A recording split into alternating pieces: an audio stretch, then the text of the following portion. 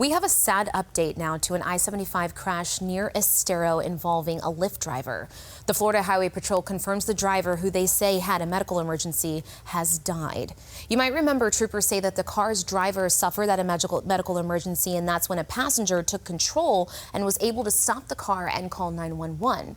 Well, quick thinking on the passenger's part, of course, and it also got our Elise Chingari thinking about what you should keep in mind if this happens to you. She joins us live tonight with more.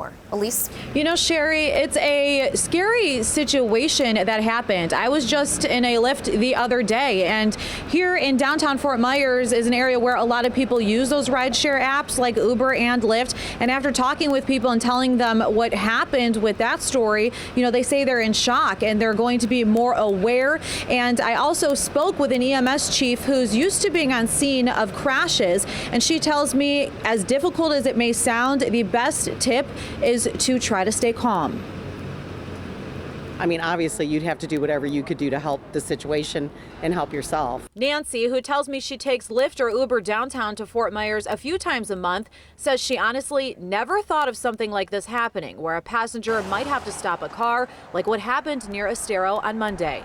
I've really never thought about that scenario. It's scary. Good heads up by the passenger. Orlando Montez also uses ride shares and credited the passenger's quick action.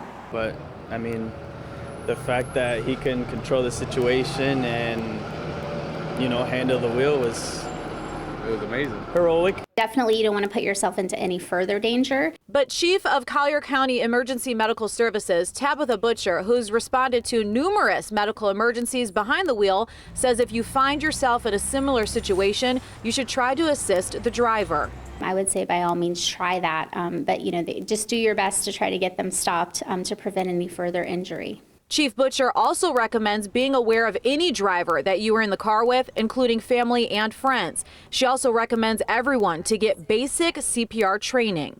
I know a lot of people worry about thinking they have to put their mouth on someone, but there's actually a form of compression-only CPR, which will actually circulate oxygenated blood throughout someone's body and definitely increases their chance of survival. Would you kind of like watch how they were driving and try to be more aware? Of course, because you always gotta be aware of your surroundings and even your drivers. You don't know who's driving you at times. Are you going to think differently next time you get in a car like that? Probably a little bit. Maybe where you sit. I typically don't sit in the front seat, but maybe that's a better option in case something like that would happen.